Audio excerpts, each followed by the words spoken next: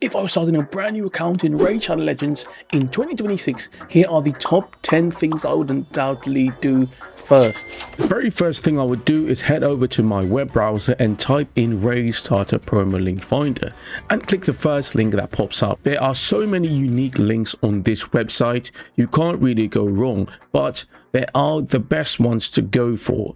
In my opinion, if you hit the select champion, you scroll down and you hit Nama the Returned, and any link with Nama is gonna be OP, boys. Trust me, man. In clan boss, she's basically the queen of clan boss in my opinion. So typically what I like to do, I like to go with Vulcan's link, which is Nama, Tagore, Farkin the Fat, and Ugo. If not, you could go with any one of these links. If you don't want to go with Nama, you could go with Grando Podrick. He's a great substitute or support on any team really, so you can pick Podrick as your starter champion, but I would not recommend it just because he does take a while to get going in terms of books. This is when he really gets OP. Don't trust me, he is a crazy champion. You can go with him if you want, right? He brings an ally attack, he brings a continuous heals, he buffs on every single turn. He does have the speed in dungeons as well, but in my opinion it takes so much. By the time you could actually utilize him fully, it's just even more valuable to go with Nama the Returned. She just does so many poisons on the passive, and she activates poison, she brings poison sensitivity, she does bring decreased attack as well, which is what you're going to need in the clan boss. So I would prioritize going Nama. There are links for Ragash, he's not bad as well. The moral of the story is you can start with anyone you want to start with really, but it's just more efficient ways to get to the more specific parts of the game that would push your resources and your account so far ahead that I don't think it's even a debate when it comes to who to start with. You can start with Thowlin as well. Thowlin Falbeard is a crazy campaign clearer. So with Thowlin, you're going to run into some problems in Hallowed Halls and Brimstone Path. He's just so hard to use and brutal. It's gonna be difficult. You're gonna have to 6-star him, but don't worry about that. That's gonna be a tip coming up, man. The second thing I would do is prioritize my very first 2 champions. Now, in terms of the very first 2 champions, you got to know who's going to be viable throughout your account's lifespan. So, in my opinion, Kale is not someone you should invest in. If you really need him later on or something like that for faction wars, then you could probably use him as a damage dealer. But in the early game, when it comes to your starter champions, they're not really that good anymore because of all the great promo starter links, right? So in this case, I would prioritize Phemo the Sheperd and Nama the Returned. Now, if it's in your case and you don't go with Phemo as your starter champion, I don't really recommend going with Phemo. I'm testing him out, so I'm going to see how good he can be as a starter champion. But ideally, it would be Pelops the Victor and Nama the Returned. That's who is like the most ideal start when it comes to who you want to go with, right? Pelops is so good. I was able to get to Brimstone Path and start farming on day 1 of starting my raid account. At level 50, Pelops could farm, and Pelops could be a farmer. It is a bit slow though, but he can do it. When I say prioritize, what I actually mean is all your gear must go on that champion. You got to prioritize their main stat. In Phemo's case, his main attribute is defense. So you're going to want to be looking for defense percentage. You're going to be looking for HP. You're going to be looking for accuracy, speed as well. So you got to prioritize those stats. You typically want to stay away from flat stats like this. This is a terrible gauntlet. It's a terrible glove, but I don't have any other options seeing that it's early games. So this is just to complete the lifesteal set on Phemo himself, but you're going to want to in terms of Nama, you're going to want to prioritize attack percentage, crit rate, some survivability, accuracy as well to land those poisons. Speed is always great on every single gear piece as a substat. Main stat speed on the boots, like what I have on Phemo here. If you do start the game in a good time, you're going to be able to get free gear. You get two pieces of gear from this. Typically, I don't always use it. It just depends on the substats. Now, the apprentice pass, you do get this lifesteal. I already collected it. It's 5-star lifesteal. If you get lucky and you get some good substats as well as a good main stat, it might be really useful for you in terms of your account. There is also the novice tournament. Now, the novice tournament at 1,000 points gives you 5-star speed gear. It gives you about 4 pieces, but you're not guaranteed good sub stats or main stats. So you got to hope you get speed. If you don't get speed, then I don't really want to use it that much, because speed gear is mainly because of speed, right? So it has to have some really crazy sub stats and main stat percentages for me to go ahead and use it, right? Typically you want to clear this novice tournament as well. That's just like a side tip, right? But it goes hand in hand with prioritizing your first 2 champions. Tip number 3, I would ever so often go over to my Arbiter missions and have a look at what's going on. Now, you don't have to hyper play the game to try and clear Arbiter. Not everyone wants to do that, but you do want to clear it efficiently. So you see, summon 5 champions. Let's do this right now. So summoning 5 champions is going to be easy. Never use these shards. You see, Ray doesn't tell you which shards to use. You're going to want to use your mystery shards because you get it in so much of abundance. It's easy to replenish, right? So I'm typically going to go in and clear my missions. So there we go. Champion mission completed. Summon 5 champions. Easy. And you move through the missions like that. Now there are going to be some missions you got to look out for, right? Because you undoubtedly going to get stuck. So I would say on the first 7 days of your raid journey, you're going to get all the dungeons open. You see, I have 9 hours on each dungeon on this account, right? So there are some missions in the Arbiter tab where you have to get potions. Lovely, I'm on one right now. Win 25 lesser void potions. That's going to be easy to get, right? But if you move on, there are going to be some difficult ones that you need to clear, like this. Win 5 greater magic potions. Not too difficult, but you're going to have to do this. Otherwise, you're going to have to wait about 4 days each for each potion dungeon to open again, right? Which is going to stump your progress. It's going to keep you back. It's really when you get to the superior ones is where you're going to get stuck. So typically on the second part of the Arbiter missions, you're going to have to get at least 5 superior potions from clearing each dungeon. So you're going to want to do as much of these Arbiter missions as possible to get those potions out of the way. And let's not even talk about arena. You're going to get stuck on the arena, but we're going to leave that for another tip. Tip number 4, I would clear every single area in the campaign with my first 2 prioritized champions, and this is non-negotiable. Typically what people like to do, they like to go in here and they like to throw in any older champions. Let's say they do this, they put in this as well, they put in this, and they clear it like that. I'm not going to press start, but that's how they clear it, right? But you don't want to do that. From the very first mission in every single campaign stage, you're going to want to throw in your first 2 main champions. Just gear them out, just give them some brews if you want to clear the campaign faster. And you're going to go through like that. Why I say that as well is because those 2 champions, if you pick some good champions, they're going to clear the campaign with ease. All the way from normal straight to brutal, they're going to be able to clear the campaign easy. And you're going to want to get those 3 stars off the bat. You don't want to go back in here. Let's say there was 1 star on one of these missions and you just keep going. You don't want to do that, because then you've got to go back, waste energy again to clear those missions. And why you want to do that is when you collect 252 stars, you get so many rewards. You get silver, you get gems, you get brews, and obviously you get the fated sacred shard, which is what you need. You get 2 sacred shards from brutal, you get 1 from hard, and you get 2 void shards from normal. That's how it goes. Tip number 5, and the 5th thing, I would prioritize clearing my daily missions. These missions are so easy to just fly over. I guarantee you, man, if you do this as quickly as possible, it's going to be way easier in terms of your overall play time and how you actually progress in the game. So I like to do my arena missions first, because arena caps pretty quickly when it comes to medals and refreshes in the arena. So I typically do my arena missions off the bat. Then I like to do the campaign missions, the longer ones, right? Then the summoning or something like that. I typically like to leave the ascending the gear or leveling up a champion 3 levels in the tavern. You actually get loads of rewards for clearing your missions daily. If you clear 30 days of your mission, you get a void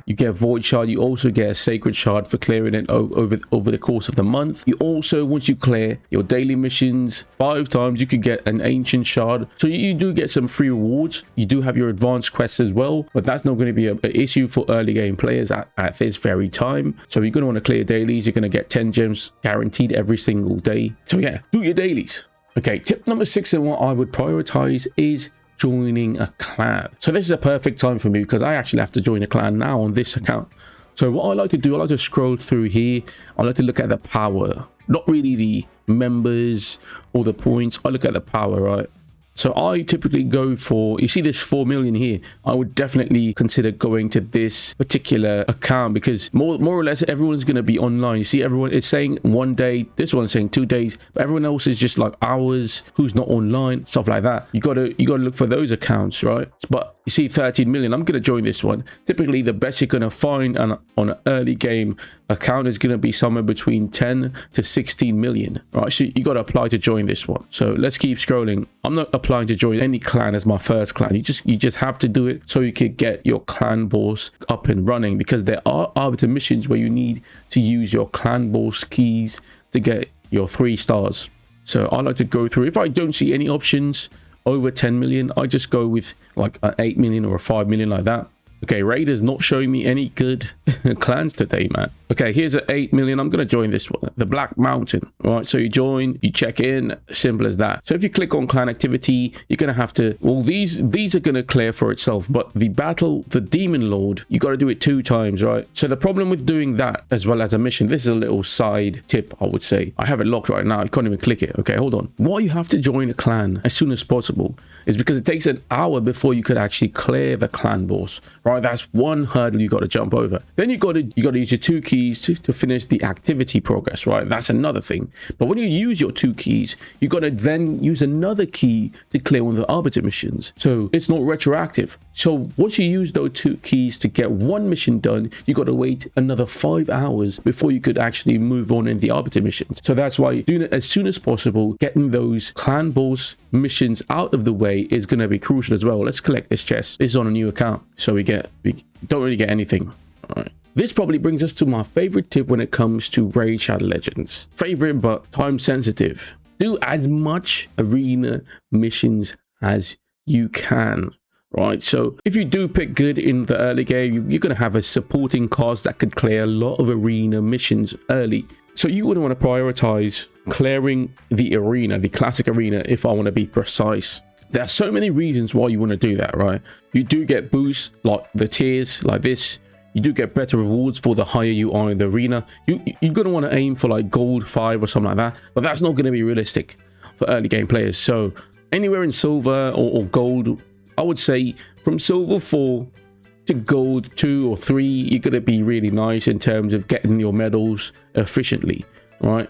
So you're going to want to put one champion in the defense, so you get hit prop a lot, then you could farm up some medals. Now when you go up to, I want to say gold 1 and stuff like that, you're going to want to probably put a beefy arena defense if you want to do that. The main thing is to do as much arena missions as you possibly can. You're going to get stuck in so many arena missions coming up, so it's going to be crucial that you do as much as you can while you have the chance to do it, because you get a lot of arena tokens in the early game. But the end goal is to obviously upgrade the affinity bonuses for a lot of areas in the game, right? So you're going to want to prioritize accuracy for clan boss, for dungeons. I think you do have to put like 1 into attack or something like that for mission, or like it's 3 separate ones. The main thing to go for in the affinity bonuses is going to be accuracy and the crit damage. So if it was me, right, I would go and see who's my most important champion. I would say it's Nama. Nama is a magic affinity. She does bring poisons or whatever. So I'm going to go in and I'm going to start with the magic accuracy node and try to get this done.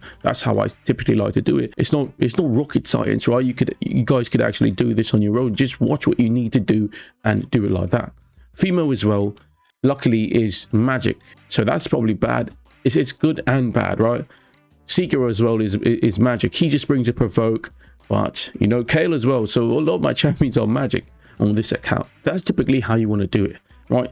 You're going to get stuck in the arena. You're going to get stuck because of the arena, sorry, in terms of arbiter missions. So just do as much arena battles as you can, especially when it comes up. Get it out of the way early, man. Tip number 8, and what I would prioritize doing, is going back to the point of the campaign. The campaign is really important for new game players. I would prioritize clearing from all the way from normal to brutal campaign in the first 24 hours of making the account.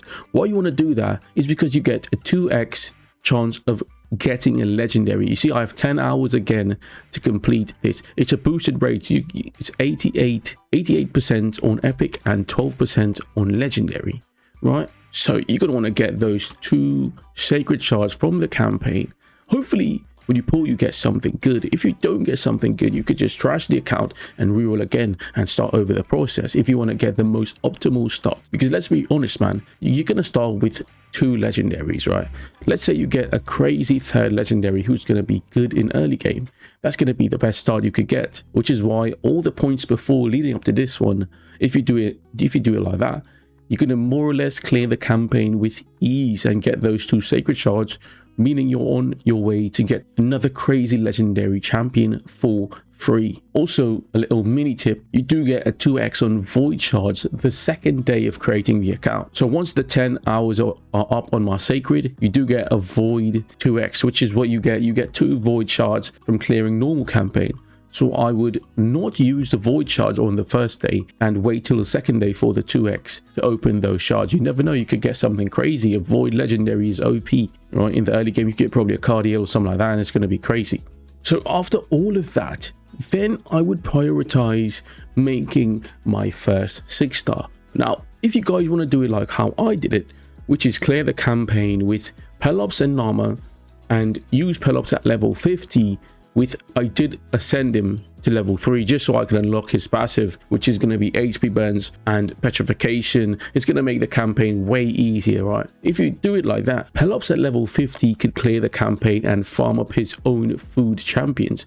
So I've been using Pelops at level 50 for the past 4 or 5 days, just farming food until I eventually made him a 6-star. He's my first 6-star on my account. I did give him my books as well. But that's going to be for another video. That's going to be for later on. So I use Pelops as my campaign farmer. It is slow.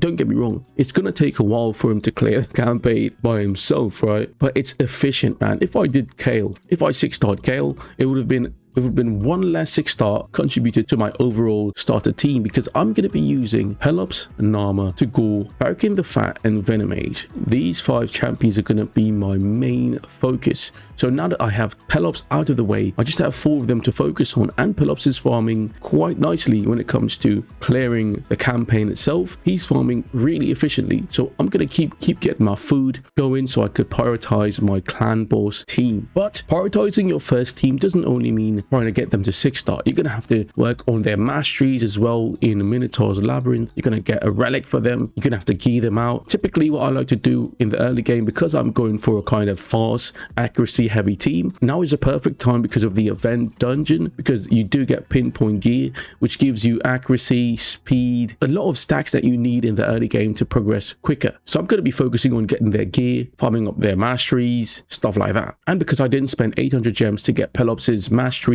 like what people typically like to do, I'm going to have a nice synergy when it comes to my 5 champions. So they're going to be farming their own masteries easily and cleanly without wasting resources. Yeah, they're going to be farming their own masteries pretty nicely, as you can see from this. And tip number 10 is basically, by now you're going to well be on your way to clearing raid so easily and efficiently in the early game. It's going to feel like a joke, man, because so many good stuff has come to raid in the past few years. It's so easy for new players to come in and not only start with a good crop of champions, but to get a leg up in terms of what you need for specific dungeons, specific events, and of course for the clan boss, which is most important. I would like to prioritize, in my opinion, it would be clan boss first.